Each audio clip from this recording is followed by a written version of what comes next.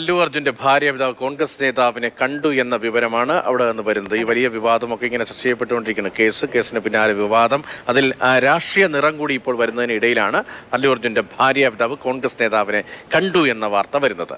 Chandrasekhar Reddy AICC നേതാവ് ദീപദാസ് മുൻഷിയുമായി കൂടിക്കാഴ്ച നടത്തിയെന്നാണ് വിവരം.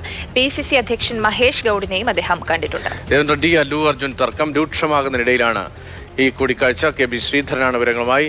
ശ്രീധരൻ, അല്ലു അർജുന് എതിരായ നീക്കം പോലീസിന്റെ ഭാഗത്തുനിന്നുണ്ടായിരുന്നു. പോലീസ് പറയുന്നത് അവിടെ വീഴ്ചയുണ്ടായി, അല്ലു അർജുൻ ഉൾപ്പെടെ വീഴ്ചയുണ്ടായി, അതിൽ നിയമ നടപടിയുമായി മുന്നോട്ട് പോകുന്നു എന്നതാണ്. അതിനിടയിലാണ് അത് രേവന്ത് റെഡ്ഡി മുഖ്യമന്ത്രി അല്ലു അർജുൻ ഏറ്റുമുട്ടുന്ന എന്ന നിലയിലേക്ക് കൂടി മാറുന്ന തരത്തിലേക്ക് കാര്യങ്ങൾ പോകുന്നതിനിടയിൽ ഈ കൂടിക്കാഴ്ചയ്ക്ക് എത്രത്തോളം പ്രാധാന്യമുണ്ട്?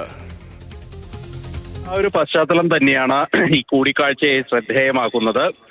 ഈ വിഷയത്തിൽ രേവന്ത് റെഡ്ഡി നേരിട്ട് അല്ലു അർജുനെ അറ്റാക്ക് ചെയ്യുന്ന ഒരു സ്ഥിതിയാണ് കഴിഞ്ഞ ദിവസങ്ങളിലൊക്കെ കണ്ടത്. VIP സംസ്കാരത്തിന് അറുതി വരുത്തുക എന്നുള്ളതാണ് ലക്ഷ്യമെന്ന് പറയുമ്പോൾ പോലും അതിൽ ഒരു വ്യക്തിപരമായിട്ടുള്ള നടപടികൾ ഉണ്ടോ എന്നുള്ള ഒരു സംശയം കൂടി പല കോണുകളിൽ നിന്ന് ഉയരുന്നുണ്ട്.